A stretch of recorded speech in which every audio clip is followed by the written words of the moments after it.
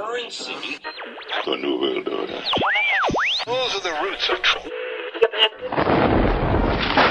I imagine that right now you're feeling a bit like Alice, tumbling down the rabbit hole. Let me tell you why you're here. You're here because you know something. What you know you can't explain, but you feel it. You felt it your entire life. That there's something wrong with the world. You don't know what it is, but it's there, like a splinter in your mind, driving mad. It is this feeling that has brought you to me. This is your last chance. After this, there is no turning back. You take the blue pill, the story ends. You wake up in your bed and believe whatever you want to believe. You take the red pill, you stay in Wonderland, and I show you how deep the rabbit hole is. All I'm offering is the truth, nothing more. For we are opposed around the world by a monolithic and ruthless conspiracy that relies primarily on covert means for expanding its sphere of influence, on infiltration instead of invasion, on subversion instead of elections, on intimidation instead of free choice, on guerrillas by night instead of armies by day. It is a system which has conscripted vast human and material resources into the building of a tightly knit, highly efficient machine that combines military, diplomatic, intelligence, economic, scientific, and political operations. Its preparations are concealed, not published. Its mistakes are buried, not headlined. Its dissenters are silenced, not praised. No expenditure is questioned, no rumor is printed, no secret is revealed. But I am asking your help in the tremendous task of informing and alerting the American people. And now, welcome to another episode of Down the Rabbit Hole. Here's your host from federaljack.com. It's Popeye. Ladies and gentlemen, welcome to another live edition. It's April 30th, 2014. Tonight's edition of DTRH is going to be a very interesting one. I'm very excited. For the first time on the broadcast, and yes, I know a lot of police officers, I know a lot of people in the military and stuff, and I know they listen, and that actually will be tonight's broadcast will be somewhat of a testament to that, because my guest is also a listener, which is kind of cool. But for the first time on DTRH, I actually have the pleasure of having an active duty police officer who is actually one of the good guys on to discuss things like the police state, the war on drugs, and more. The militarization of the police brutality, escalation of force, all this stuff, good cops versus bad cops, how to reach out to police officers and stop this, because that's the only way to break this vicious cycle. I spent like 2 hours talking to him off air before we came on air tonight, doing like a pre-show chat. And normally pre-show conversations only end up being like 15, 20 minutes at the most. And we almost ended up, just rolling over into the intro pretty much. He's just a really interesting individual to talk to. And it's really nice to be able to talk to somebody who's, again, I want to call him a peace officer, not police officer. Because actually he's his views on a lot of the things, well, you'll see. I don't want to sit here and bloviate too much. Let me give you a little bit of an introduction about who he is, and then I'm going to bring him up. All right, my guest tonight is Sergeant John Shirley. He grew up in Houston, Texas. He's the son of a veteran homicide detective, and he took his oath as a peace officer. See, and this was, by the way, I had him type up a description, as I always do with all my guests, really quick, and he calls himself a peace officer, not a police officer, not the law. He calls himself a peace officer. It's rooted in the individual's psyche. John's a really good guy, you'll see. Anyway, he took his oath as a peace officer in 1994, joining one of the largest police departments in southern United States. In his roughly 20 years of service, he's been a patrol officer, crime analyst, policy writer, internal affairs investigator, homicide investigator, and financial crimes investigator. You know what I like in there? I don't see anything about war on drugs lackey in there. I like that. Another thing I respect, and you'll see why. John's a man of integrity. That's why he's on my broadcast tonight. He's one of the original founding members of Oath Keepers, joining back in 2009. He later became the vice president and then president of the Texas chapter. He now serves on the Oath Keepers National Board of Directors. He's currently living in Texas. He is also a member of L.E.A.P, Law Enforcement Against Prohibition. So, I mean, obviously you can see tonight's guest is going to be super, super interesting. So without wasting any more time, let's bring him up. Ladies and gentlemen, let me introduce you to Sergeant John Shirley. John, welcome to the broadcast, my friend. Well, thank you, Popeye. It's good to be here. First, I just want to say to you, and I said this off air to you already, so you already know this. I want to say to you in front of listeners, I commend you for having the courage. You're still an active duty police officer, and you have the courage to not only come on my broadcast, but you've also been listening apparently for pretty much since I've been doing radio. And I want to say thank you for having the courage as someone in your position, and we'll get into that, and I know you understand this. Being in the position that you're in and surrounded by the stuff that you're surrounded by, it takes a lot of courage to stand your ground and actually, stay true to your convictions. So I want to thank you for that, because it's in this day and age, it's really hard to find somebody, a good cop, basically, for lack of a better term. If you want to break it down to the simplest of terms, it's hard to find a good cop. And as a veteran, firefighter, first responder, all that crap, I respect that. So thank you from me to you, John. I appreciate you actually standing up to your oath. Well, I'm glad to be here tonight, and the important thing for me to let everybody know is that I believe that you shouldn't be afraid to speak the truth in the light of day, and there's nothing that I would say here that I wouldn't say in front of anybody, because at the end of the day, I'm going to be true to be an honorable person and to be true to my oath that I took when I became a police officer. And so there's nothing shameful or embarrassing or something I wouldn't be afraid to let people hear in the kind of things we're going to talk about. And on top of that, I'm still a citizen of the United States, and I still have a First Amendment right. So anyway. Very well said, and very true. But it does take courage in this day and age to do what you're doing. So I needed to address that first and foremost, because it's and you are a good guy. Like you've passed the smell test. I would I would debate you if you were one of these idiots, but you're not. I wouldn't be giving you any type of praise if you were one of these jackboots, and you're not. You're actually what other officers, other peace officers should actually strive to be. You're something that they should look to you as an example, would be the best way to put it. And I like what your friends call you. They call you the uncop. I like that nickname. Yeah, it's kind of it's been with me for a long time. And to be honest with you, I started out in my career pretty much like any other rookie cop. They pin a badge on your chest, and you're convinced you're going to go out and change the world. And very quickly in training and field training process, somehow your thinking changes. You realize that you're out there kind of by yourself, and that you've got all the policies and procedures of the police department, you've got the law, you've got all the bad guys, and you get this bunker mentality, and it sets in pretty early in the career, and it becomes an us versus them, and I stood out like that, like every other officer. But as time went on, I was exposed to other things, and I'm sure we'll talk about that later, that I kind of had a transformation as an officer. And I was raised by a peace officer, so I've been around cops my entire life. In fact, some of the guys I worked with when I went to homicide division were guys who I had known since I was 6, 7 years old. So I've been around it my entire life. But as I went through my career, I went on a journey, and I ended up here, standing with Oath Keepers and telling guys to be true to your oath, and live the Constitution as your guide. And it's been a very, very interesting ride throughout my career.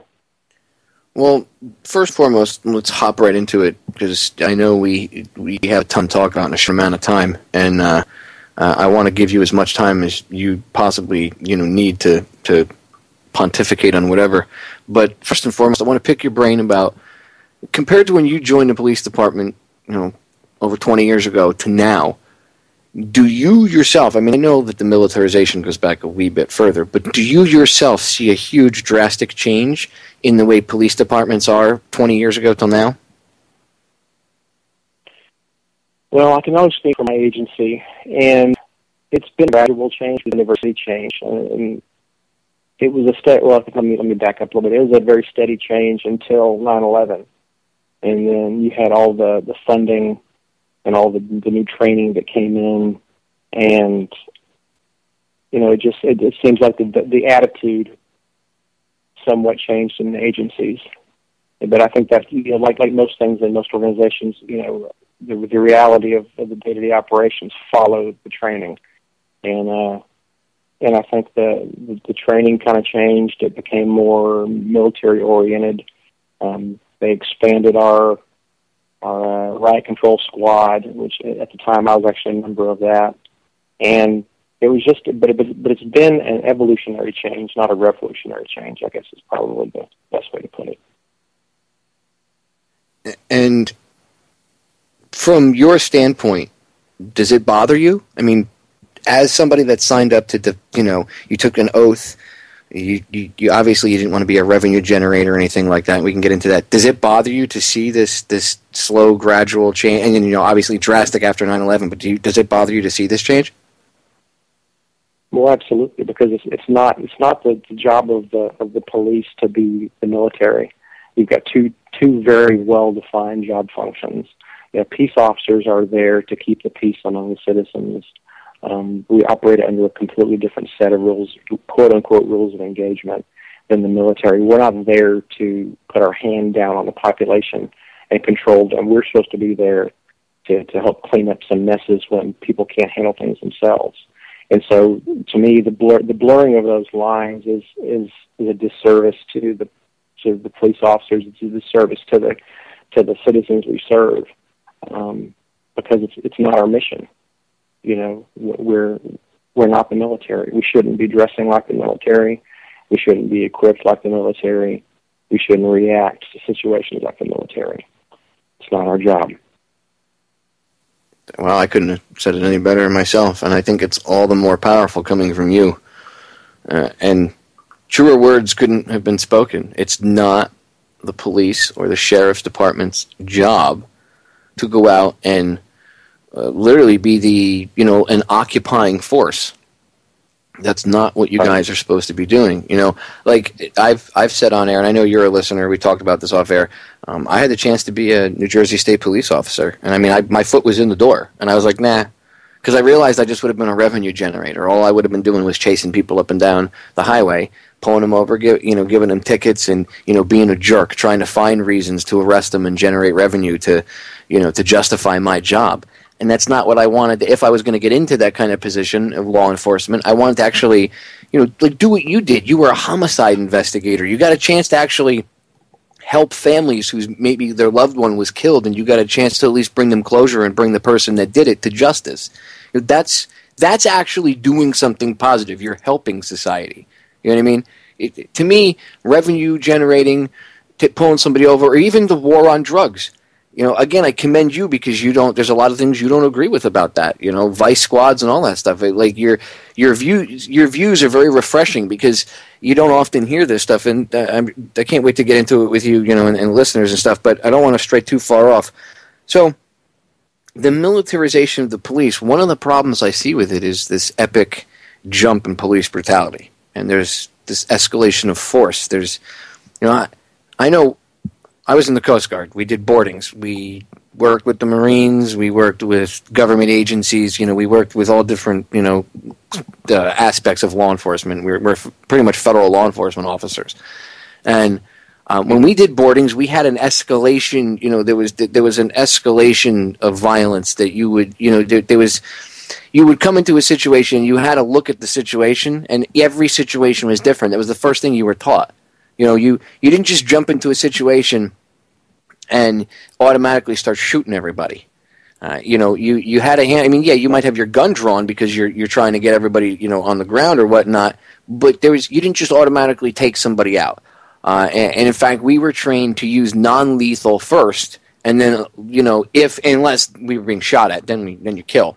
But we were trained to try to use non-lethal first and try to have this level of escalation. We're in step 1, step 2, and it's obviously.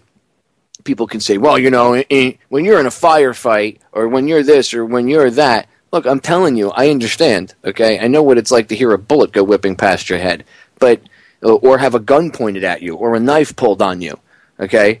I've even had it done in the civilian world, but you have to think, I mean, like I was telling you, when I used to work at the tattoo shop and I played bouncer there were times people were drunk, and I could have easily smashed their face into pulp, but I didn't. I did a little. I still used a level of violence because they were coming at me or trying to mess somebody else, but it wasn't to that level. I knew I needed to use a lesser degree of violence to solve the problem. Because I always made sure I tried to exhaust every situation before violence. It should always be a last resort. Now, with the militarization of the police, you see this ramping up of old ladies getting tased because they won't sign tickets, and they shoot people over the dumbest things.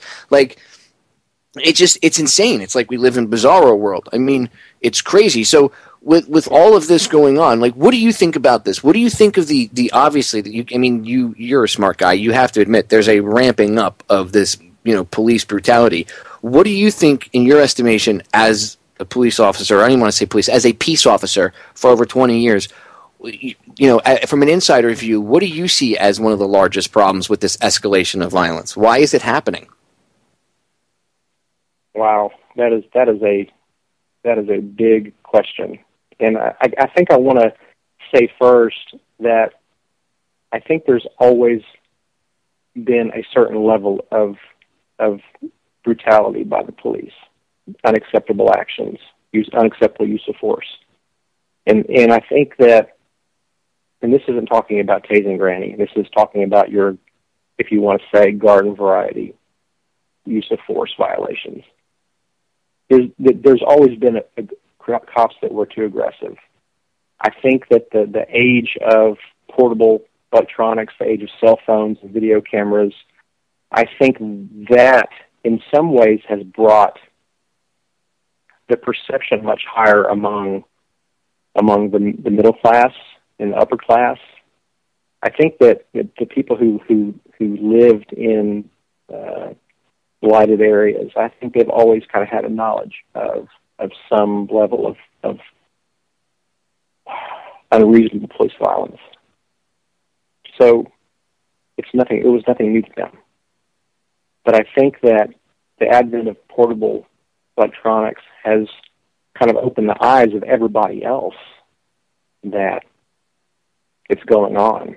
And it's going on with regularity.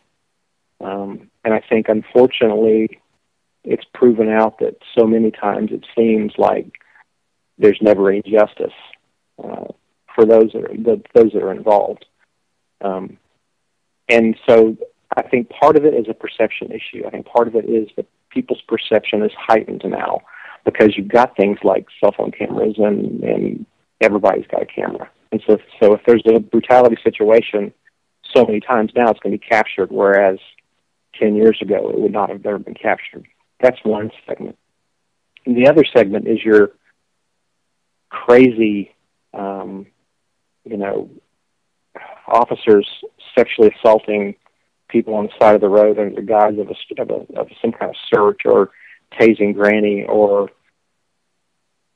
what appears to be unjustified shootings of either unarmed or people who weren't posing a direct threat.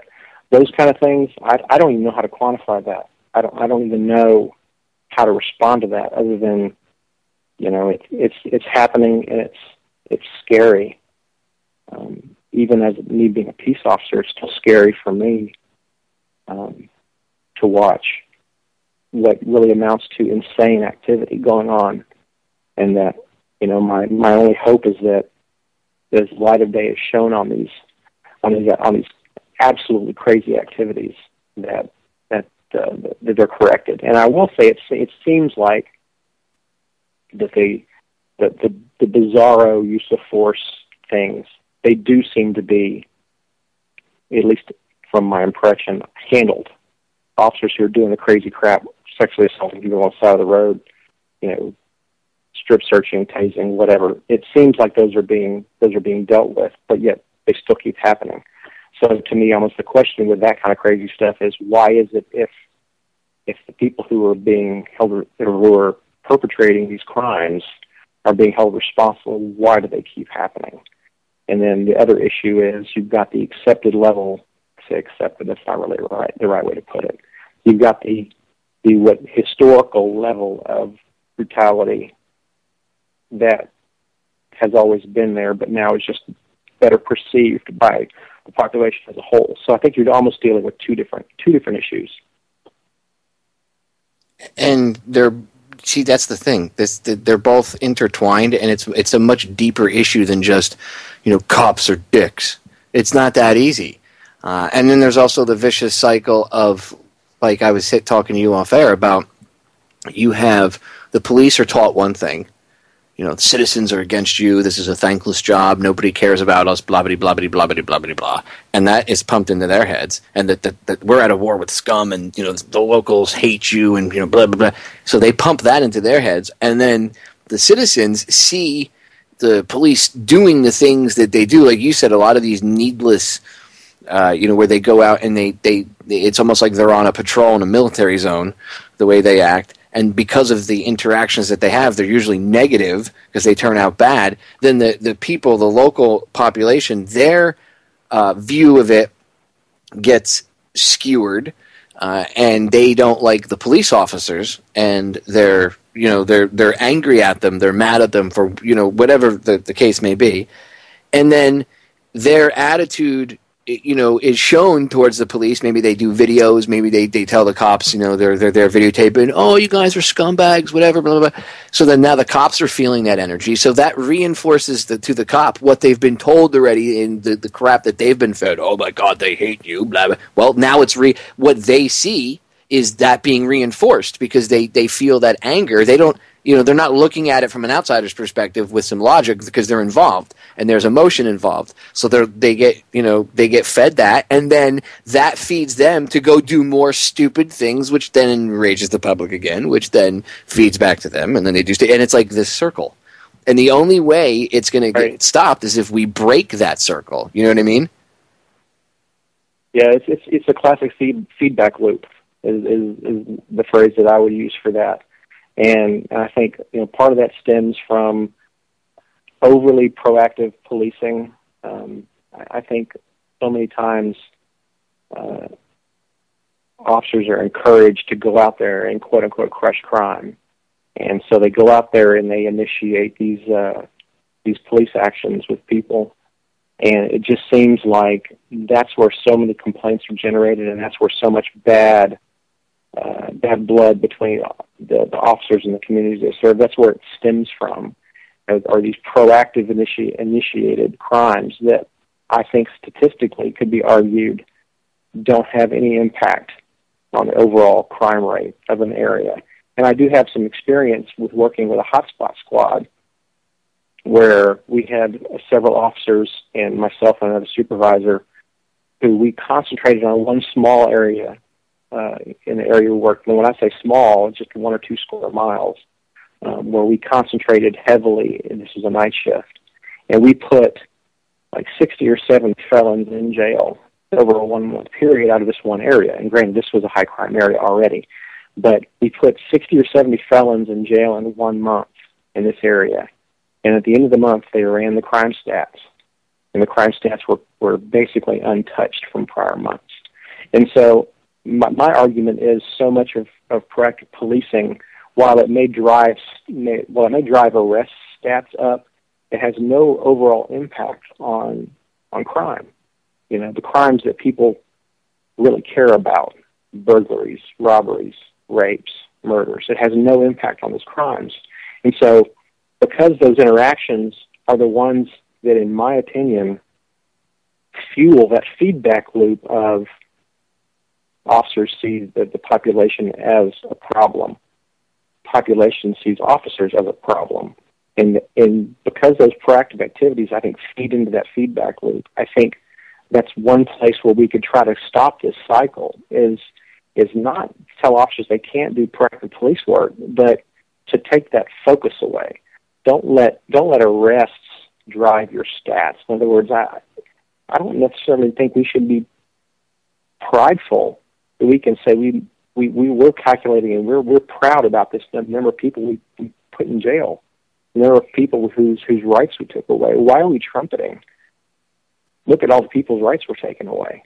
Why don't we really work on effective strategies to reduce the real crime, which is the crime that impacts everybody, and like the one that I spoke about before. So anyway, just one thought. No, I agree. I'm gonna pause us because the break is sneaking up. So it's a perfect spot to pause it. When we come back on the other side, there's a bunch of other stuff I want to pick your brain on. Ladies and gentlemen, I told you, John's a very interesting individual. He's actually a peace officer, and look, he's actually a free-thinking, out-of-the-box thinker. It's actually quite nice. It's quite refreshing to have this conversation and be able to talk to him. See, I told you, not all peace officers are bad. I know I have a tendency to rank on them, and I do take the ones that are bad to the woodshed, but I'm trying to show you that there is hope. John's one smart cookie. Don't go anywhere. Epic broadcast underway. Stay tuned. We're back, ladies and gentlemen. Having an epic conversation with Sergeant John Shirley. Remember, he's an active peace officer right now.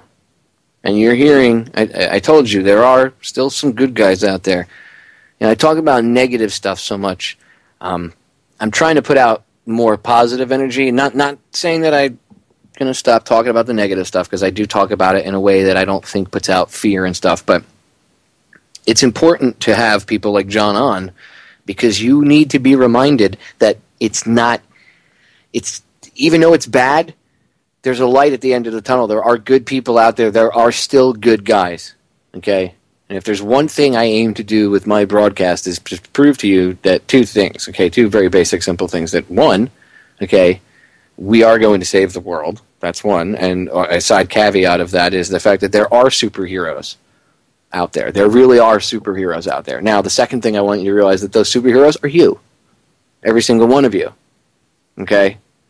But in order for you to sometimes stay positive and stay on that track, I can't constantly talk about negative or the negative stuff in such a way that it's, I put forth, every cop is a piece of crap or blah, blah, blah, because that's not true. And I would be remiss in my duties, we'll say, if I was putting forth information like that. Now, yes, the margin of good cops versus bad cops, good police, whatever, bad police, it's getting more that there's more bad ones in there, but that's because the good ones get pushed out.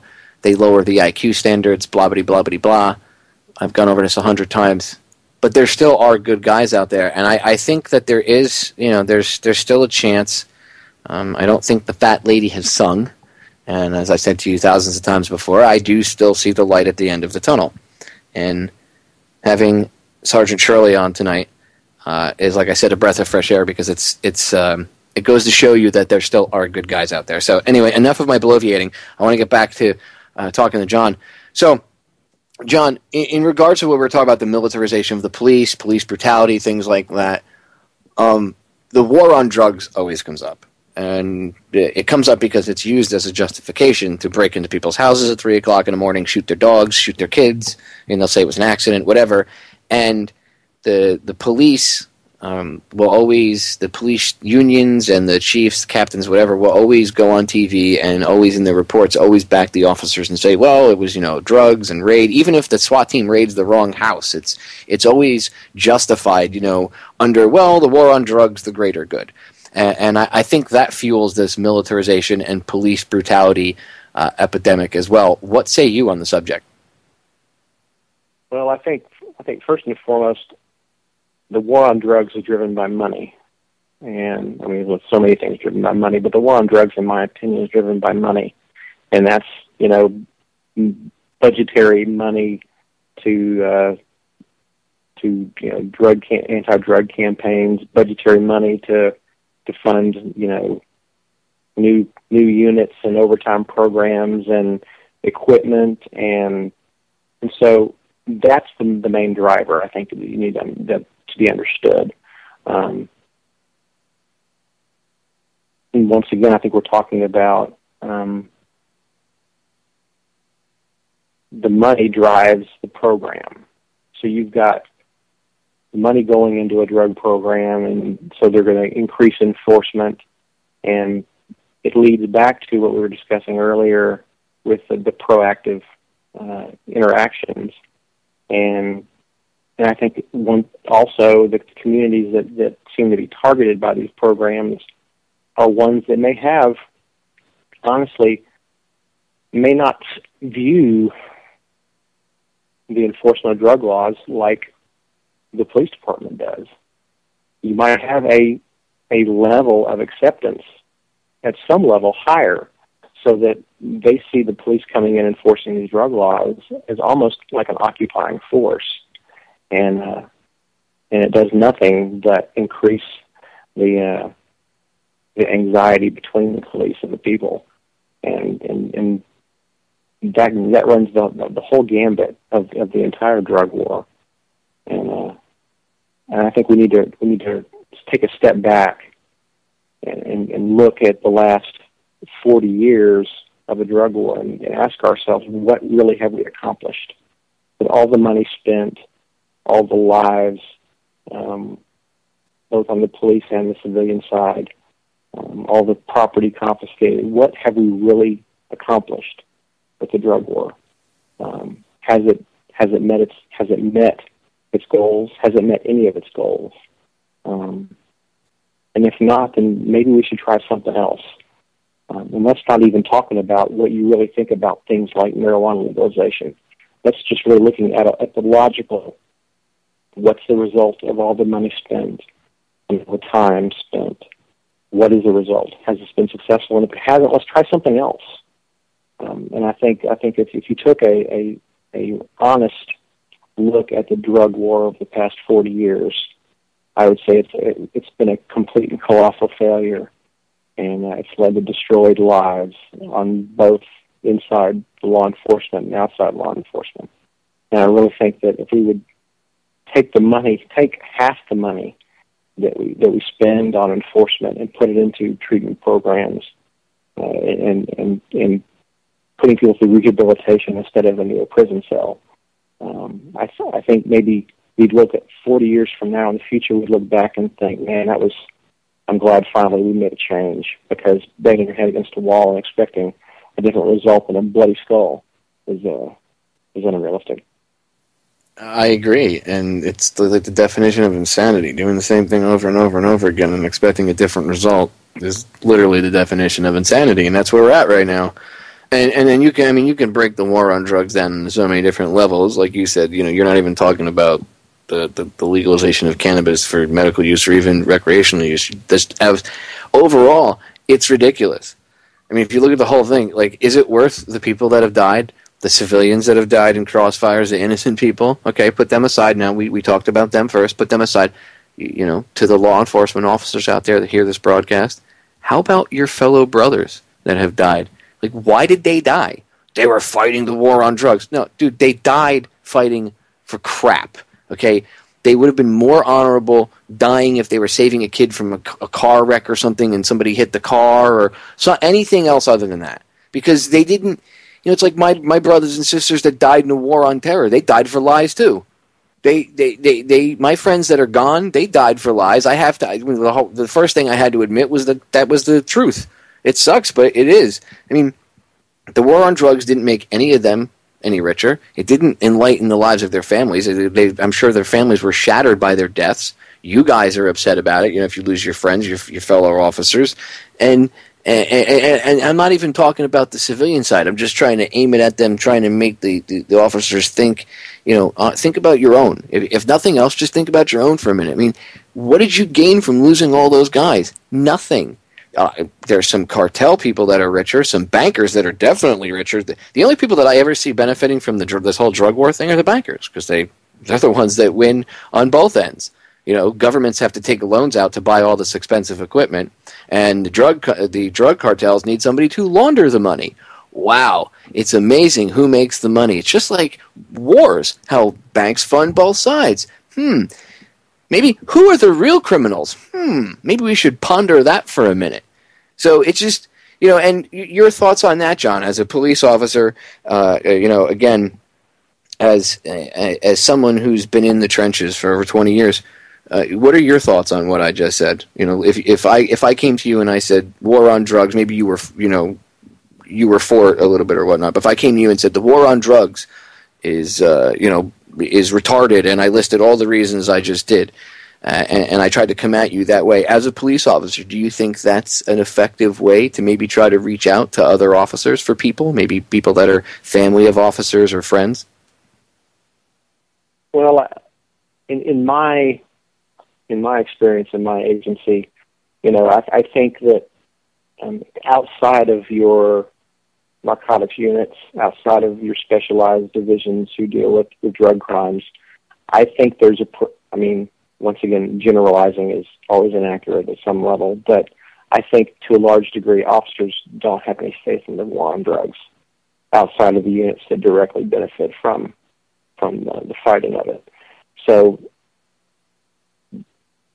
you have to draw a distinction between those that directly benefit from the fruits of the war on drugs versus your line officers. And I don't think there's any. I in my personal opinion, I don't see how any honest person can look at the war on drugs and think that it's been a colossal failure. What were the goals of the war on drugs? What were we going to do?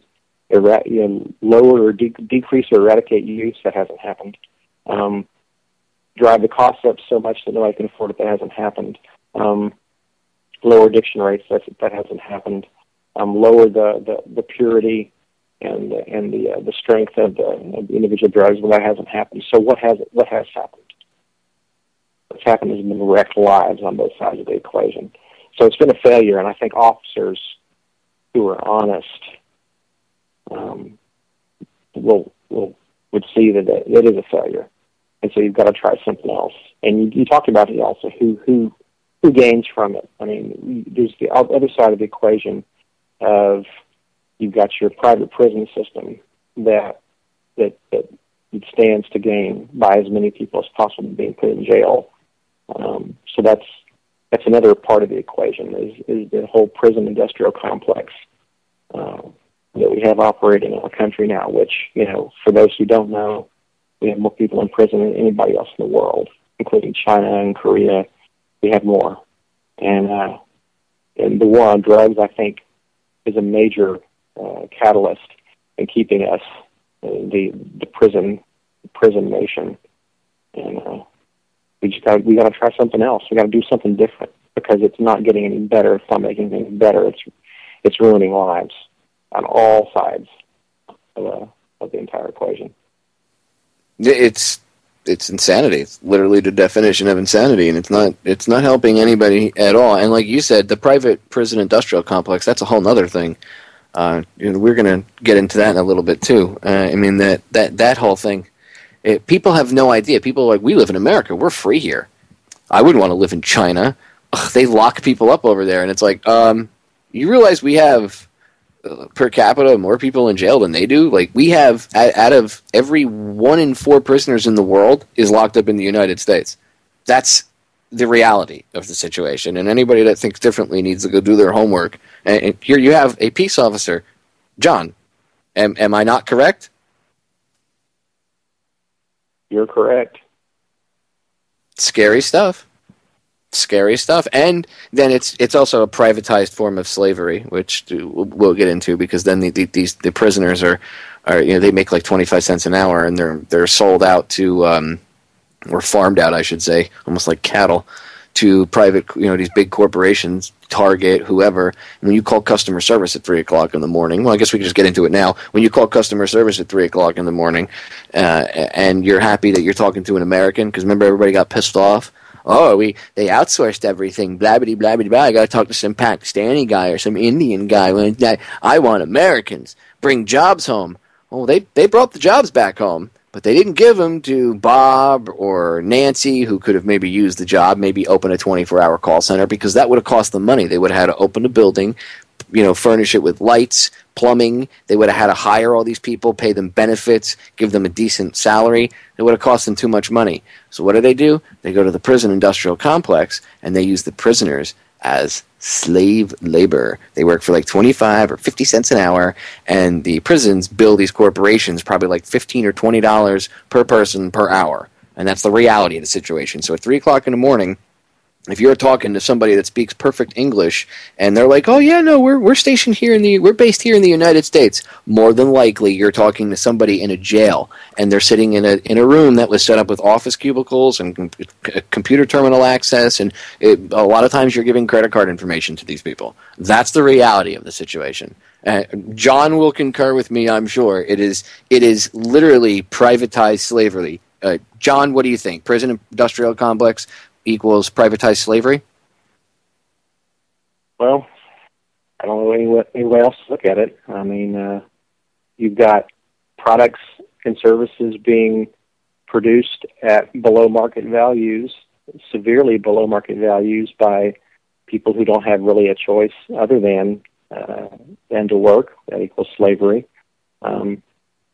So you've got entire industries who are benefiting off the number of people who are in jail, and I don't see how as a society how we can trumpet that. And I think and I can't give you the exact numbers, but the percentage of people who are in our jails who are there for minor drug offenses, and what are we really accomplishing? We're giving someone cheap labor, giving a company cheap labor, but we're incarcerating and removing people's freedoms for what at the most is an addiction. I don't see how all that adds up, and it's finding a way to get the public to acknowledge that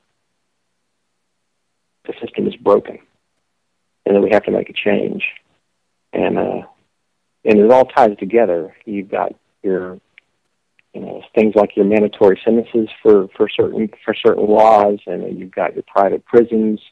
So you've got a profit motive in running a jail. Why would we have a profit motive in running an operation that denies people their rights? Why would there ever be a situation in a free country where we build a profit motive in increasing the number of people who have their rights removed? That whole concept, it just blows me away. So the prison industrial complex is just, it's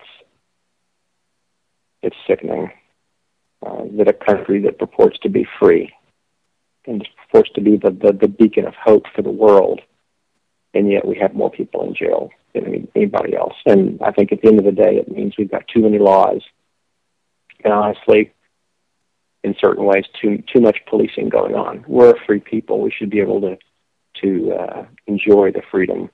And if our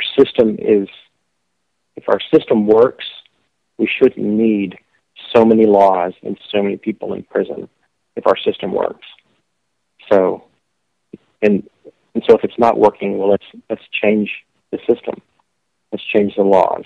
Let's change the way we're attacking the problems of addiction and incarceration, and look at something different, because what we're doing is not working. Yeah, clearly it's not working. And besides, addiction is looked at in there's so many. It's not just one issue. I mean, there's like when it just comes to like drugs itself. It's not just one thing that drives people to use drugs, and there's so many different. It's like anything else. It's not just one. It's not simply cut and dry. There's a lot more to it. But if you look at it, society itself, you can chalk this up to how many different reasons you want, but society doesn't handle problems, or we as a society do not handle problems the proper way. We attack the symptoms, but we never really try to figure out the underlying root cause, because it's either too hard or too much work, or nobody wants to actually have that kind of introspection on whatever level. But when it comes to addiction, and this is what I find in almost every case, that the people that started to drink, do drugs, or whatever their addiction is, it was to cover up a hole, for lack of a better term, inside of them, something that they had missing. And throwing them in jail is not going to solve that problem. Ruining their lives further and causing them further stress is certainly not going to help the situation. Treating them like they're a rapist or a serial killer with a gun pointed at their head for smoking a joint, or even if they're doing coke or something else. I mean, let's be honest. That person probably I'm not talking about the partier that just wants to get high. I'm talking about people that do, they have like hardcore addictions and stuff. Usually it's because they're trying to cover something up. So why not try to like relate to that person on a human level and try to tell them, hey man, it's okay. I know you're in a bad spot, but I'm reaching out to you. You're in the darkness. Here's my hand. As a fellow human being, let me show you some love and respect. No, society is not taught that. We shun those people. We attack them. It's almost like we fear them and attack them because they represent the darker portions of our very own psyches on a collective level, and everybody's afraid to face that, their own personal demons. I don't know. I know I'm getting a bit deep, but society just doesn't handle problems the way they should. We look at situations and we attack the symptoms, basically, if you want to put it in layman's terms. And we don't try to find a deeper solution. And, that's one of the problems with the war on drugs is everybody thinks that I meet people all the time and they're, I'll have conversations with them, and not even about talking truth or whatnot, or, we could just be, somebody I meet, however, through life. And in random conversation, if it comes up about drugs or this or that, or, people crime, their solution is always call the cops and have them thrown in jail to, whoever. And I'm like, you realize how stupid that is, right? And they're like, what do you mean? I'm like, you're not solving the problem. You're going to put them in jail, and now you're just making the person a privatized slave. And I've actually had people tell me they really don't care, because it doesn't affect them. And I'm like, but it does. Because what happens if it's your kid or your husband or you that goes into jail? And, well, I wouldn't go to jail because I don't break the law. They bring, 40,000 new laws every year on the books, which they proudly proclaim, by the way, every January 1st, 40,000 new laws go into the books. We shouldn't be happy about that, people. That shouldn't be something you share on Facebook and like, oh, cool, look, 40,000 new rules. That should be a wake-up call to you that there's a problem. I mean, we keep making rules for everything. You can't pee. You can't, did you ask permission to get up at 3 o'clock in the morning and take a leak? Well, no, if you didn't file the proper paperwork with the government, you can't get up and take a leak at 3 o'clock in the morning. I mean, that's where it's headed to. Really, it's insane, and a lot of this feeds that private prison industrial complex beast that we've been discussing, and it's just absolutely disgusting. I can't describe it any other way than privatized slavery. And if people can't see it, and if that's too, oh my God, he said slavery, well, shut up, because you're part of the problem. Because we can't even have an adult conversation about this stuff without you freaking out. You know what I mean? John, what say you? We got a few minutes left for the break. What say you on what I just said? So I think, something else is we forget the law of unintended consequences always sets in situations like this. And you've got someone sent to prison for what could be, in this hypothetical scenario, a minor drug offense. Well, prison is, in all intents and purposes, criminal school. That's where people trade their craft. And so you've got someone thrown into a prison situation there, which is shocking and horrible, and so they're going to do anything they can to fit in. Well, all of a sudden they're fitting in, and they're learning about how to be a better criminal, how to get around the law, how to do whatever more efficiently. And then they get out. And by the time they get out, most people are convinced that they're going to go straight. They're not ever going to be back in jail again. But they get out, and because they have a record now, they can't get a decent job. They're shunned by quote-unquote normal society. And so then they're thrown back into, well, you know what, I've got to eat, I've got to live, so I'm going to skirt the dark side. And so then they get caught again, and they're sent back to jail, and the cycle begins again. They're in jail, they're being better trained now this next time to be a criminal, and so and the cycle starts and continues on, and you've got basically a permanent underclass created by what potentially was a very minor infraction in the very beginning, and it just feeds the system. And it's the police, it's the prison complex, it's the justice system, like the so-called justice system. And it's a big mess. And I've been looking at it from the inside for a long time, and it's just a big mess, and I just wish it could change. Well, the only way it's going to change is if people have these conversations, and, if officers are willing to actually talk about this stuff. That's why I gave you the kudos I did in the beginning, because, look, let's be honest, even though it shouldn't be this way, it is this way, and it takes a lot of courage for somebody in your position to come out and literally, with your real name and everything, actually talk about this stuff, because sometimes there are people that have to pay repercussions for what they talk about and the truth they speak. And I'm not saying that's right, but that's the truth, and it takes a lot of courage to do what you're doing, John. And I wholeheartedly appreciate it, because these conversations are what's going to change the attitude. Your fellow officers are going to hear this broadcast. They're going to hear us talking, and they're going to hear what you have to say in full context of the conversation with me. And maybe, just maybe, one of them might go, you know what? John's right. What the hell's going on? And that in and of itself is a very powerful thing. And again, I give you credit, because that's what is actually going to change things for the better. So, well, I want to say I don't speak for my agency. I don't speak for anybody but myself and my experiences. I've spent 20 years in the trenches in a major city, and these are my opinions. And I can tell you that in the 20 years I've been doing my job, not many problems at a large scale have been solved. And in fact, some of them have gotten worse. So I'm just here saying that, what, let's be open-minded to look at a different way. Let's be open to the idea of doing something differently, because maybe we'll get a better result next time, because what we're doing now just does not seem to be very effective. Yeah, but that's the common sense approach to it. I mean, anybody with half a brain would look at the situation, and what's going on, and say, well, that's what we should do. But again, that gets into the much larger agenda. I'm going to pause us right there, because the break is sneaking up. Ladies and gentlemen, do not go anywhere.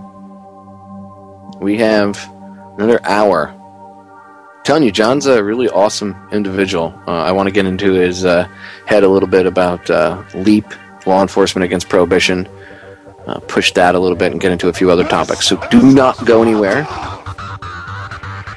3 short minutes, you know how it works. Stay tuned. I promise. Another epic hour. As always. Never not epic on this broadcast. Who are we kidding? Alright, I'll stop with the ego. I'll behave myself. Anyway, we're off the break. I'll see you in 3 short minutes. Stay tuned. Ladies and gentlemen, we are back with hour number 2 here on tonight's live edition of Down the Rabbit Hole. I am your host, Popeye, from FederalJack.com. It is April 30th, 2014. Tonight, I am having one of the best interviews I think I've ever had a chance to do live on this broadcast. And I say that with all honest sincerity. This is a very important broadcast, because I know some of Sergeant Shirley's co-workers will inevitably hear this broadcast at some point in their day or evening. And, it's important for them to hear this real conversation about real topics, whether or not they think it's kooky or not, or, oh, stop, blah, blah, blah. It's important for them to hear this stuff. And it's important for you all to hear this, too, because, as I said, look, not all cops are bad cops. And I have to reiterate this, because I talk about the bad stuff so much that, to a certain degree, I almost become, and I stop myself purposely, I don't want to become part of that vicious cycle that I was talking about with John earlier, when I said that, you have the cops being told that the citizens hate them, and then you have the citizens themselves seeing the actions that the police do, that they consider to be bad, that fuels their anger, which then the cops see that anger, which then feeds that propaganda, and it's this vicious cycle. If I continuously come on air and just talk about bad police officers or peace officers or cops or whatever you want to call them, and I constantly just point out the bad ones, then I'm myself partaking in that action of putting out that negative energy and that fear. And yes, there are, look, I'll be straight up, and I'm going to be nice about this, or respectful, because John's a police officer and I don't want to be disrespectful to him or any of the officers that will hear this or any of the other cops that listen to my broadcast, so I'll be nice. There are some jackboot thug cops out there. Yes, there are some that do not use their brains. Unfortunately, the margin of ones that don't use their brains over the ones that do is widening. But there is still good people out there. And, you know, they probably have the same awakening that John did, where they realize that the policies that they're asking to, being asked to enforce, aren't really right, and they don't agree with them. And a lot of them do try to make positive change from the inside. And honestly, that's the only way we're going to get around this. We can't keep trying to butt heads with police officers and say, you guys are dick cops, man. You beat the hell out of this person. Yes, like the cops that killed that homeless guy, Kelly Thomas, that whole thing is a mess, and I think they should have been held to account. Personally, I think they should have gone to jail for murder. But again, putting them in jail does really what anyway? I know it's because it's the whole system is screwed up. But the powers that shouldn't be want us to hate the police, and they want the police to hate us, because that's the game. Officers, you must listen to this. This is extremely important. Okay. And then I'll go to John and get his take on this, and then we'll get into L.E.A.P and a couple other things. But you guys are being used. The powers that shouldn't be. I've talked about this with my friend Mark Passio before. Like, you could think that, calling myself Popeye or naming my show Down the Rabbit Hole's kooky, and why the hell would, Sarge be on this guy's show? He must be out of his mind. Go back and listen to my broadcast. Do yourself a favor and educate yourself and listen to some of the things I've talked about, okay?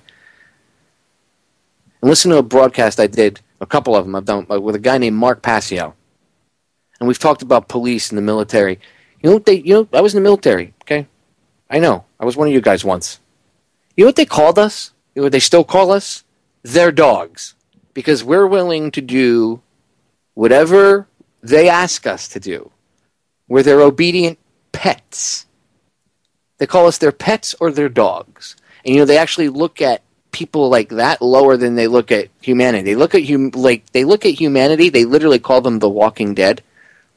But they look at you even lower because you're willing to do the things that you do against your fellow human beings for $1 and for your own safety or supposed safety and security, which you're not going to have.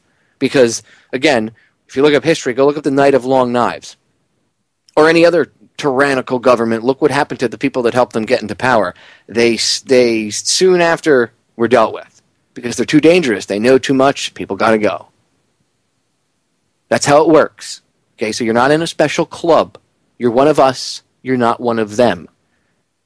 And I did not want to keep perpetrating, and I will still point out bad cops and take them to the woodshed, and I won't stop that. But having somebody on like John tonight is extremely important. Extremely important, because it's important for not only the listeners to hear that, yeah, there are still good guys out there and give you guys some hope, but it's also important for the officers that hear this to understand that you guys need to step up. Okay, you're not with your masters. You're with us. You're not one of them. The people that you might hold some, contempt for, you think you're better than them, you're not. You're one of them.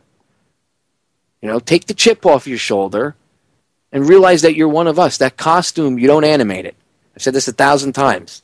You are not that costume. The costume is what gives you your supposed illusion of power. If you take it off, you take the badge off, the gun off, the ticket book, you try to do the same things, it would not work out the same way. I'm telling you. Okay? So if you understand that, I'm not picking on you. I want you guys to realize that we're all on the same team. That's why I'm trying to come at you in a respectful manner, not be like, man, you guys are jerks. I'm trying to not alienate you. I'm trying to help you understand here that this is something important. We have to have this conversation. I'm not afraid to sit down and have coffee with you guys and talk to you about this and debate philosophy and everything else. I encourage it. I absolutely encourage it. I encourage that over beating the crap out of somebody any day of the week. Any day of the week. Anyway, I've bloviated enough. Ladies and gentlemen, Back for hour number 2 with us is Sergeant John D. Shirley, and not only is he a member of Oath Keepers, but John is also a member of Law Enforcement Against Prohibition, which we'll get into. But John, what do you think? What are your thoughts on what I just had to say? Trying to speak directly to some of your fellow officers that might perhaps hear this broadcast. What are your thoughts on that? Well, I want to draw their attention back to where they get their authority. They get their authority from the Constitution, from the laws of the state, and those laws and the Constitution are derived from the people giving up some of their sovereignty to the government, and then by way of that to the peace officers. So the officers need to look back and see that they derive their just powers from the consent of the people, the citizens that they're sworn to protect, and that their job isn't to support the government. Their job is to protect the people. And I think it'd make a big difference if in initial officer training and the continuing education that officers are put through, to be drawn back and reminded that that's where you derive your power. You derive your powers, your authority from the people that you are serving. And I think over time, it would have a sea change effect because it changes the mindset of the officers from the controlling force to what they're supposed to be, which are public servants. They're serving the people, and so I think it would take a big chunk out of the us versus them mentality that you do unfortunately find in some law enforcement agencies, that they're there to partner with the people to help control the real crime in the community, and that's where you're going to find your effective police work anyway, is when you're truly partnering with the citizens you serve, and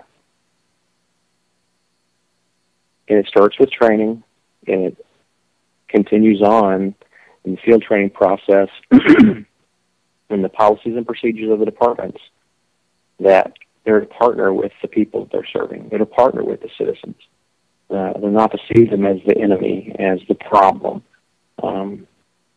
Even in the worst ghettos you can think of in any major city, in those communities, probably a maximum of 5 to 10% of the people there are in any way associated with criminality. So if you look at it that way, you've got 90% of the population that if you're doing your job right and you're truly serving that community the way they need to be served, you've got 90% of the people on your side and who aren't the problem.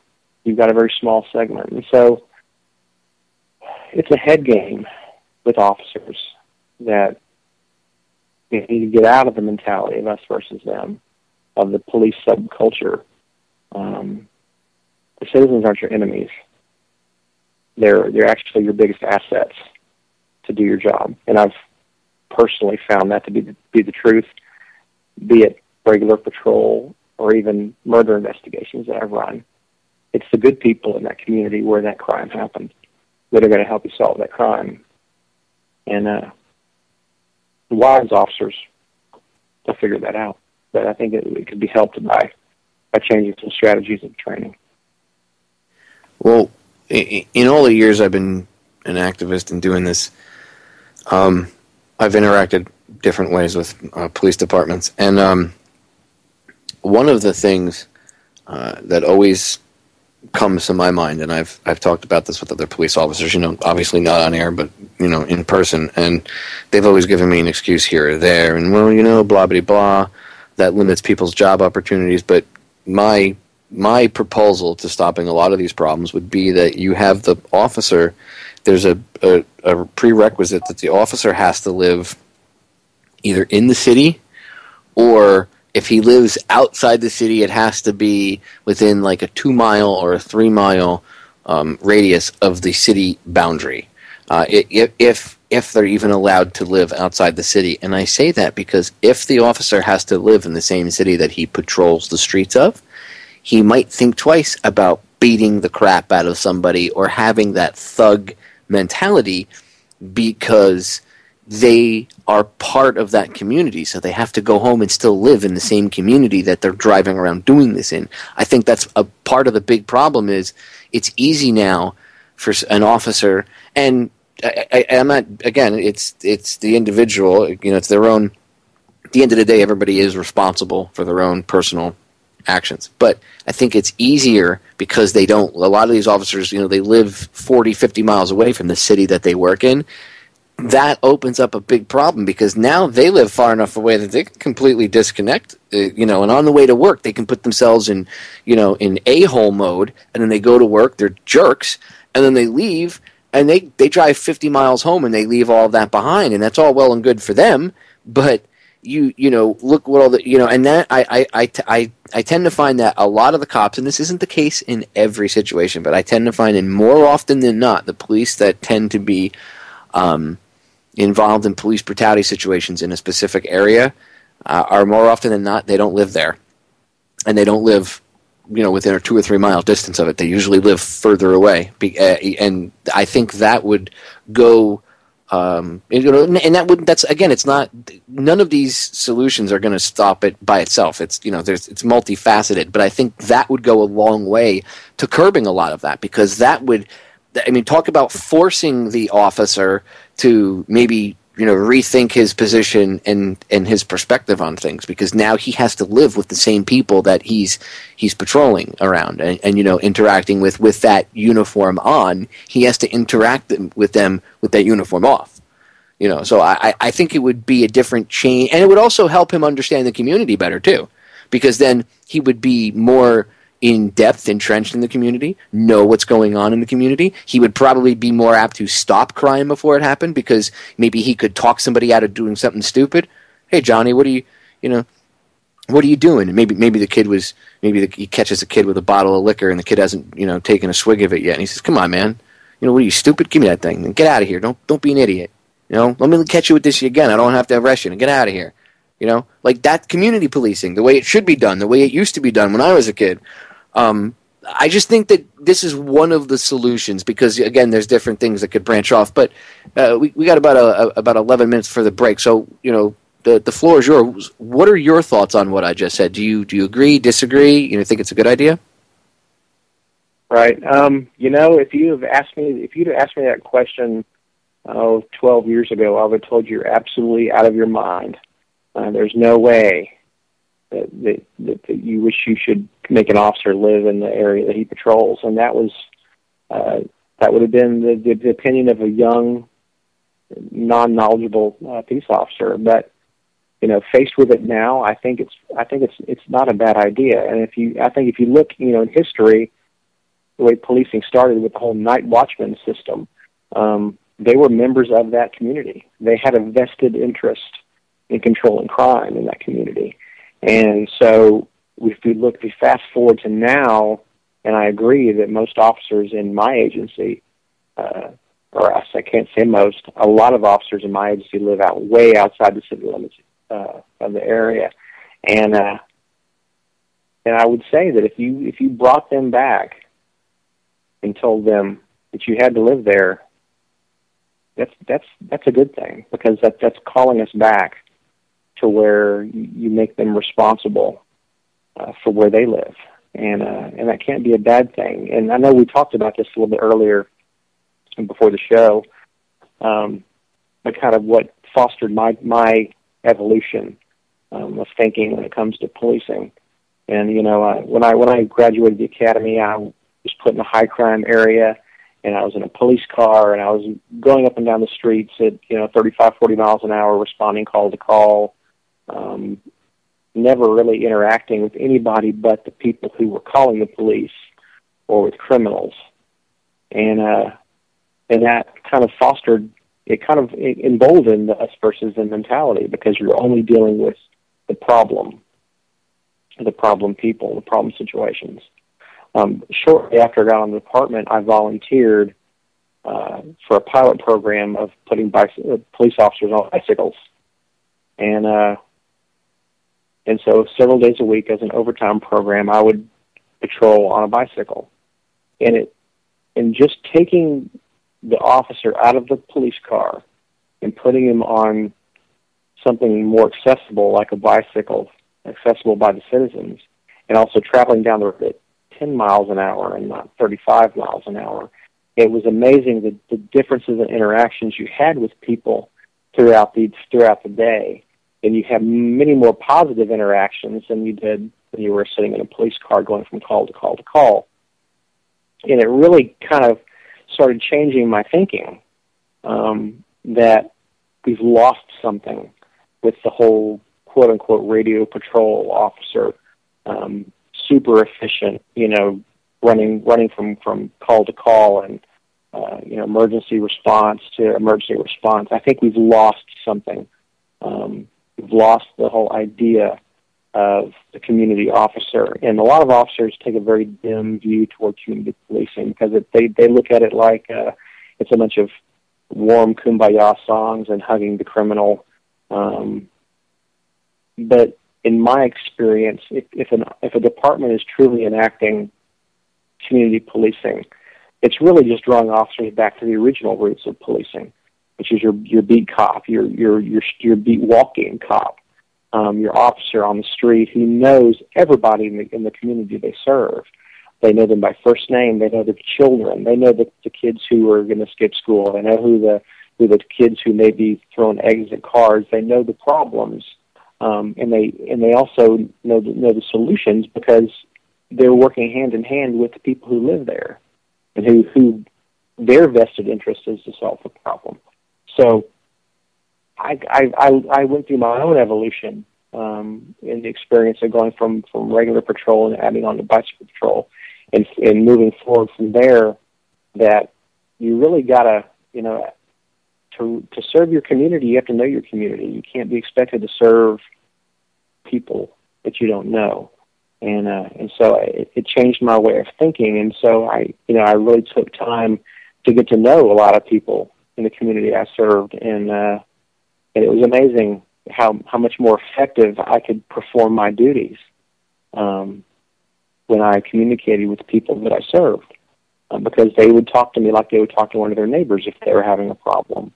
And so it enabled me to be able to solve a problem before it rose to the level of really needing to call the police. If they were having a dispute with a neighbor down the street or a kid, or they could talk to me about it, and we could work things out before it got to the point where they had to call the police in 911 or somebody got out of control. So it's a kind of a holistic view, of police work, and but it's mainly a change in mindset. And it's not hugging the criminal. It's becoming more effective at the job you do, and removing yourself from that, flash of black and white with flashing lights going down the road at however many miles per hour. You put a name and a face, and you can really affect change that way. And I don't think under the current regime of radio patrol, everything being dispatched over a computer, I don't think you can effectively serve your community in that doing just that. And I think that's what officers are being forced into because of what modern policing has turned into. I don't think they can be an effective force to work really at the community level. So there needs to be a change made, and I think that's how you'd start, by plugging officers back into the community. I think it would be a start, and again, it's not an end-all, be-all solution, but I think it's a big step in the right direction. And you point something out that I think is interesting. And we've got about 5 minutes left here, so I got enough time to pontificate with you on this a little bit. But the hugging the criminal attitude, it's interesting. It shows you the mindset, and again, that goes to the training that they're instilled, because I understand how basic training and boot camp and brainwashing and all that stuff works. I went through it myself, so I get it. It really goes to the training. It goes to show you the attitude that's being instilled in their heads. You're hugging the criminal. Dude, you're not hugging any criminals. You're assuming right off the bat that everybody's guilty of something. Well, everybody's doing something wrong. Well, yeah, if you go according to the stupid laws on the books, how many laws do you break on your way to work in your police outfit? Okay, so let's be honest. Come on, it's insane. So if we're going to have an honest, logical conversation about it, we have to realize this. We have to realize that this is a horrible attitude to have. You're hugging the criminal. No, you're one of us. We're not criminals. We're your neighbors. That's why I think that attitude would get eradicated, or at least there would be a step in the right direction of eradicating that attitude, because they would, they wouldn't look at everybody like a criminal. Like, hey, this guy's not so bad. Like, look at me. Recently I did a video with Luke Radowski, and people saw me for the first time in years. Oh my God, Popeye! I'm covered in tattoos. Now, I always say, would you judge me based solely on my intellect if you could see me every day and see my tattoos, right? Would you judge me? Would you judge the book by the cover? Or now it's okay because people that listen to me, they're like, oh, cool tattoos, dude. Yeah, but would you have, and I'm not saying that not everybody wouldn't have been open-minded, but how many people wouldn't have been open-minded if they first saw the tattoos? They would have judged the book. Same way, if an officer gets to know the people, he might say, hey, wow, this guy's got tattoos. He looks like a thug, but he's a nice guy. He's actually really smart. And he's an intellectual, and he's a deep thinker. Maybe I should talk with him. Maybe we should have coffee sometime. Whatever. He's a nice guy. Maybe I could be friends with him. Maybe Mr. Smith down the street's an old World War II vet, and he's got some interesting stories. He might seem like a creepy old man, but the guy's just an old World War II vet or something. Or who the hell else knows all the other stories of all the different individuals in the neighborhood? And I think, and I'll let you pontificate this, for a few seconds before we go to break. But, I think it would really benefit you guys as officers, solving crimes, just overall. You guys would be more efficient, like you said. And I think that I just really think that overall it would solve a lot of problems across the board. The police brutality thing, the militarization, the attitude adjustment. I mean, and again, it's not the only step. It's just a step in the right direction. But I think a lot of this, like you said, you said in the first hour, training. Training is key. We got about 2 minutes. What do you think? Change in training, change in mentality, and change in the way these police officers do what they do? Absolutely. There needs to be much more training on ethics, a lot more training on their derived powers, a lot more training on individual liberties and rights, and how, draw a very hard line in the sand to tell an officer this is okay, this is not, because I think so many times officers are thrown out there with an unclear picture of what falls within the Constitution and what does not. And I think that gray area needs to be plugged. On top of that, I think we need to encourage departments to get away from some of the models they've used to quantify success. I know in a lot of agencies they use response times as the number one thing they look at to quantify whether they're doing their job or not. And I almost think that they've fallen to response time because they've waved the white flag when it comes to truly affecting the crime rate. So we can't affect the crime rate, so we're going to look at response times. Well, response times that are the most looked at are your Code 1 or what we call Code 1 and Code 2 calls, your serious emergency calls, in progress crimes or crimes that just occurred. So you're looking at what purports to be a very small fraction of police calls out there are your truly emergency calls, and we're going to set that as the bar as to whether we're doing our job or not, instead of how, and this is, some officers are not going to like this, how satisfied are our customers, people who we're serving, or the true effect we have on crime. We've switched, we've moved the target to something that we think we have a little bit of control over, but in actuality has very little impact or reflection of the I'm going to cut us off really quick. We're back, ladies and gentlemen, final segment, and I'm telling you, this is turning out to be probably one of my favorite broadcasts I've ever done. And the reason being is because I'm constantly talking about these topics. I was telling John this off air. I constantly preach this stuff, and he knows because he's been a listener for a very long time, and he can confirm that.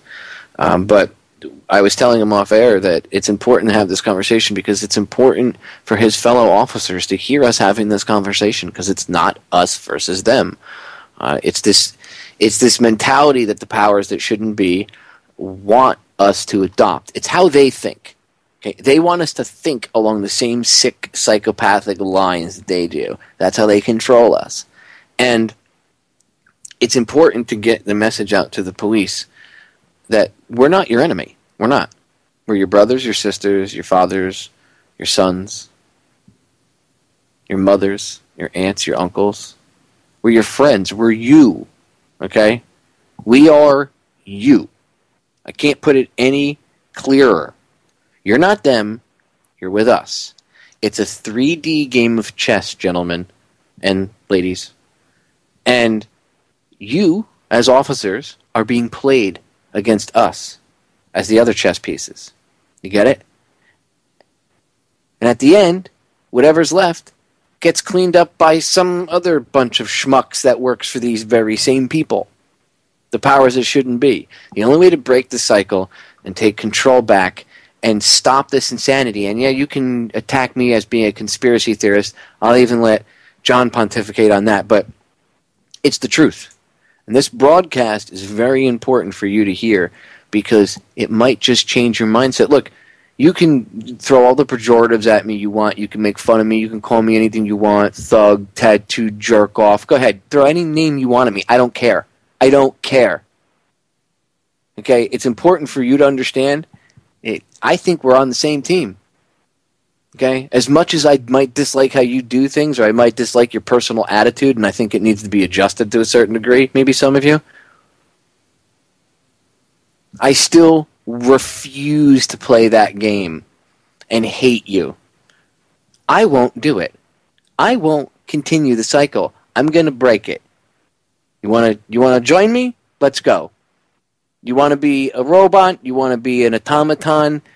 Then I don't know what else to tell you. Then you just will be willingly or willfully ignorant, and that's pathetic, and that's not manly at all. I mean, at the end of the day, you're going to get thrown into the shredder as well. So you really need to put yourself in check and think, sit back and change your perspective on things. Again, look at yourself in the mirror. Just look at yourself in the mirror and say, is this worth it? Is this what I want to be? Am I a thug? Am I a revenue generator? Or did I sign up to actually help people?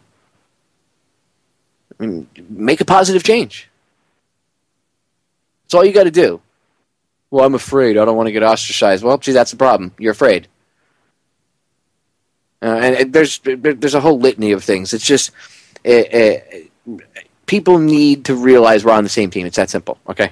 It's really, to put it in a nutshell, it's that simple. 3D chessboard, multiple levels these people play on because they think 5, 10 steps ahead of us, 20 steps ahead of us. They think in the long game. We're all on the same team. So all you officers that hear this, sheriffs, officers, police officers, whatever,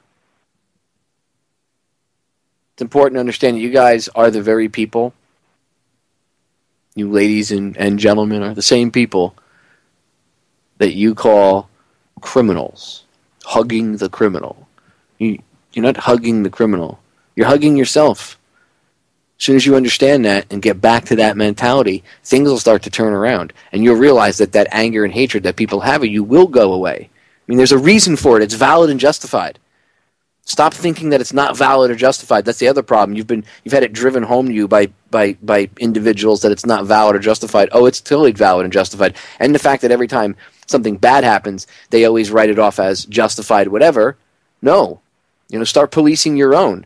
If you guys started policing your own and started doing this stuff, I guarantee you'd get the respect of the community back in the blink of an eye. John, what do you think about that? Well, this is, in a certain way, kind of segues into a topic that I know is a very hot-button topic with a lot of officers, and that's like civilian review boards.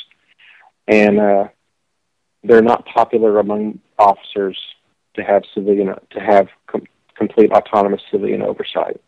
But as I move through my career, and because I do believe that we serve and are supposed to serve the communities that we're assigned to, I think that we need to take a hard look at civilian oversight, because, once again, we derive our powers from those people, and our actions should be measured against the community standards. And honestly, the policies of the department should reflect the community standards.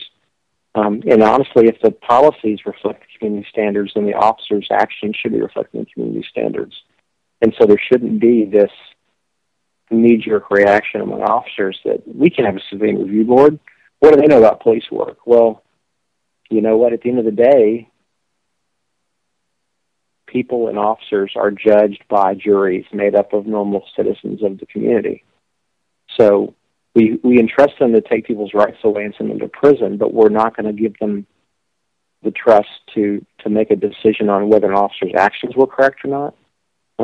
So I do believe we should trust the community to have oversight over what happens in the police departments that serve them. And I think it's important to always frame it in those kind of words.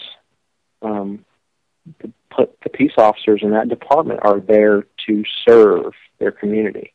They are the servants, and so we need to turn an eye of respect toward the people we serve, and to give them the authority to judge police action, because that's where we derive our powers. And when we get departments that are sensitive to the needs and desires of their specific communities, it'll take a big step toward tearing down that wall of separation between the officers and the community, because the community is going to start trusting officers better because they know the officers are going to be held responsible, and the officers are, will be attuned to serving the community needs instead of serving needs of the people in the state capitol or the people in downtown. It'll be, what does this community need? What do they want? What are their desires? And I think it's a difference of mindset, a difference of action.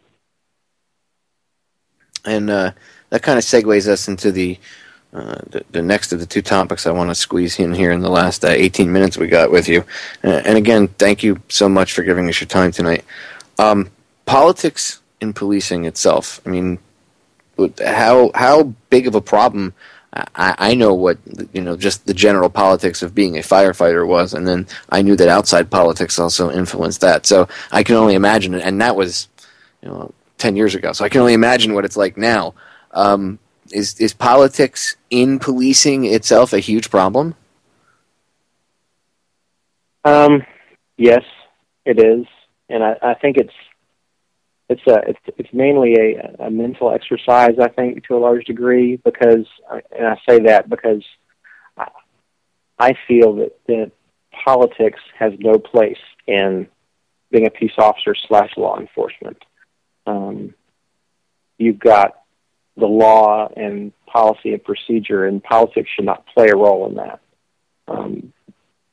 Justice is supposed to be blind, and I think that when you inject politics into that scenario, you're not dealing with blind justice. You're dealing with the scales being weighted one way or the other, and it really, for me, kind of reiterates a theme that Oath Keepers plays on a lot, with the fact that the sheriff of the county being the highest law enforcement, period, because they're responsible to the people directly because they're elected. I think that shows how important it is to have a person who is directly responsible to the people being over the peace officers, law enforcers of an area, because they are attuned in a way that others are not. And I'm specifically pointing to appointed positions. Most city police departments have either a appointed police chief or a public safety commissioner, and that level, adding that level of an appointed political position, adds an unnatural imbalance, I think, into the situation. And so instead of a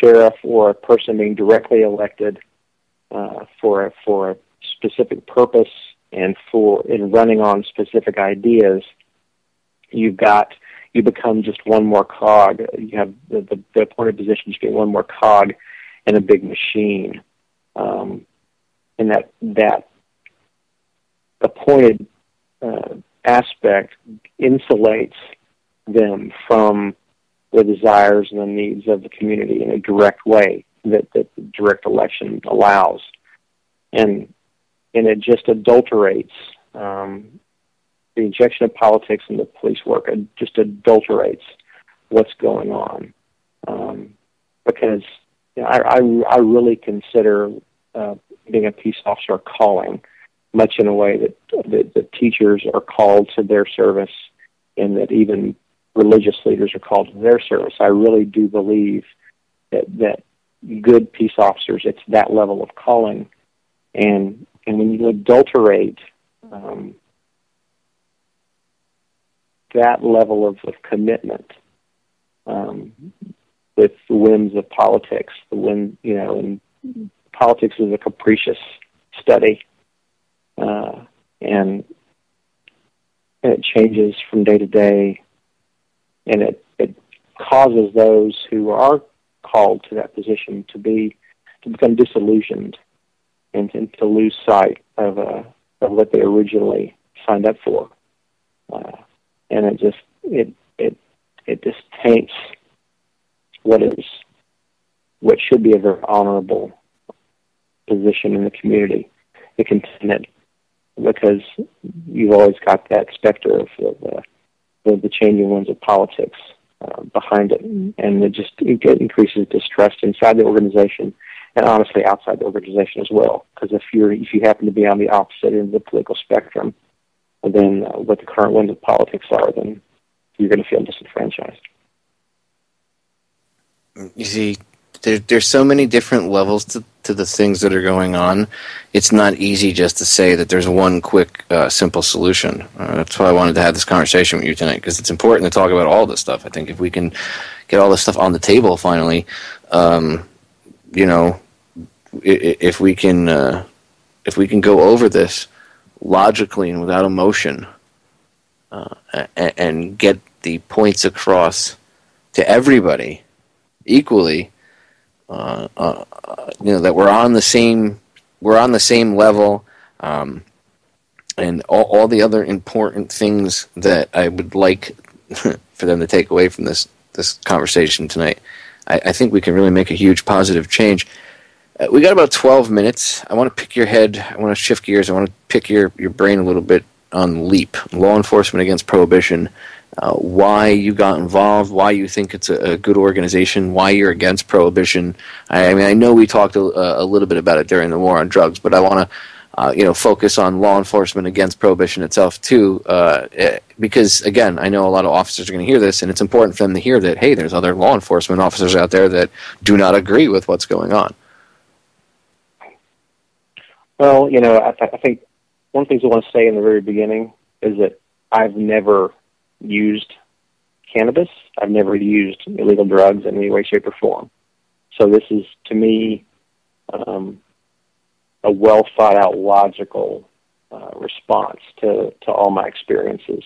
And I heard about LEAP, 10 years ago, and kind of followed, their press releases and followed some of their speakers, and then as the internet really came online, and YouTube, following their different speakers on YouTube, and I'm really only a very recent official joiner of LEAP, but I know from my early days as a patrol officer, I just didn't see the value added to society by putting possession level cannabis possessors and users in jail and in prison and giving them a criminal record. I've never had to fight a suspect who was stoned on cannabis. I've had to fight plenty of suspects who were drunk, and plenty of suspects who are on harder, actual narcotics. But I've never had to fight somebody who'd been toking on a marijuana blunt. And I don't understand the incongruity that alcohol is a legal substance and cannabis is not. And I'm kind of the opinion, I enjoy a drink like anybody else, but I'm of the opinion if we're going to be logical and true, then alcohol should be illegal way before cannabis should be illegal, just based upon my personal experiences seeing the people who are influenced by those substances. So I would at least ask for some continuity. Now, but I can also say I'm of the belief that it should be legal, because I don't think a natural substance like cannabis, with all the potential pluses that cannabis has in a medical fashion, why it should be illegal. I think it's a waste, kind of like what we talked about earlier. It's a waste of resources to fight it. It's a waste of resources to incarcerate people who have used it or who are possessing it. And I just don't think that society benefits as a whole by demonizing something like that. And I think you've got so many instances of otherwise law-abiding people who want to find some recreational enjoyment out of cannabis, in much the same way that every 21, 22-year-old finds with alcohol. I just think there's no logic in it being illegal, and I think it's a net loser for the law enforcement community as well as society as a whole. And it just kind of blows my mind that it's still illegal in so many places. Well, there's a lot of people, like down here in Florida, we're trying to get medical cannabis, for instance, on the passed and get it. And I have no doubt that if people understood the full medicinal value of it, that it will get passed. And honestly, most people down here, the residents themselves, are just like, it's stupid that people can't have medical cannabis. But you have the Florida Sheriff's Association coming out against it. They came out, 2 or 3 days ago, and their official stance is, we're not for it because people aren't getting the facts. They're being given disinformation. If they legalize cannabis, oh my God, the earth will split in half, and Florida will be swallowed into a pit of flames, and it will cease to exist. It'll break off completely right on the state line. It'll just, as if it was just a puzzle piece, right? Come on. That's insanity. But that's literally like they're saying that there's all sorts of disinfo and everything else out there. As a member of L.E.A.P, look, as a peace officer with a brain in his head, what would you say, not representing your department, and I'll state that now, but what would you say to these sheriffs, just being, if you were coming to them as a human being and somebody who has 20-plus years law enforcement experience, so you're not just some radio guy, you're not easily dismissed, but you're coming to them as a human being and trying to reason with them on a human level, what would you say to them? Because literally, they're taking the stance of, you're being lied to, cannabis is horrible. I mean, not even about the medical benefits, but just like any of the other crap that about, like law enforcement-wise, the benefits, and like they're not being lied to. So what would you say to them to like maybe try to sway their opinion? Well, I think first and foremost would be a large percentage of your constituents, if they were honest, they either used it, or their children use it or used it. And so to say that, you're saying, let's just be generous, 35 to 40% of your population that you're supposedly serving are users or past users of this substance. And a good majority of them are law-abiding citizens, quote-unquote, otherwise, hold regular jobs, have regular lives. But this substance is illegal. Show us the true net effect negatively on society because of solely cannabis use. Show it to me. More so than any other legal substance, or heaven forbid, prescribed substance, the effects that those have on people. Show me the logic in one being legal versus one the other. Their entire argument is really just based upon, well, it's illegal. It's been illegal. It's got to be bad for you because it's illegal. There's not a logical argument that they can make, and it also gets back into the fiefdoms that are built around the war on drugs, including cannabis. So I just the arguments against legalization are tiresome to people who are educated and logical, and it's just time to move on. It's just ridiculous. It is. It's completely ridiculous. I mean, this attitude that is pervasive is just retarded. But a lot of it is about making money too. Let's be honest, a lot of these police departments, that's a big revenue generator that they're going to lose. So, of course, they're going to be against it. That's why you got to look at someone's opinion on something, and just like they would say, well, your opinion doesn't hold any weight because, well, hate to tell you, but your opinion doesn't hold any weight really about that because you guys have a vested interest in keeping it illegal. So if you could actually give me a valid, 5 valid reasons why it should be illegal and, people should be locked up for it. Give me 5 valid reasons. I can give you one valid reason not. I can give you one valid reason. The top one. How about all the sick kids that it's helping? I've had all these moms on. Mm-hmm. Tomorrow night I'm going to have another one of the can of moms on talking about how it could help and benefit her child. Why are we making people suffer? Why? For what? For what? So you can make money and drive around in a cool cruiser? Really? You're going to make a kid suffer and try to keep something illegal so you could have a cool light bar in your career? I mean, think about it. That's what revenue generating is. That's what you're doing. You got to break it down. Think about it, guys. And I'm talking to the officers out there. Listen to what John had to say tonight. I'm really glad that you came on tonight because we only got about 3 minutes left. So I'm really glad that you came on tonight, John. And don't hang up. By the way, I'll say bye off air. But just very very powerful broadcast, brother. And you're going to be coming back on again. We'll be getting into some of these topics more in depth and other things too. I want to pick your brain about because, ladies and gentlemen, 2 hours again is never enough on my broadcast. But he's got a really great outlook on things, and I think it's important to have these conversations, and I think it's important to have them with smart individuals, especially such as yourself. So we got about 2 minutes here. Is there anything you want to plug?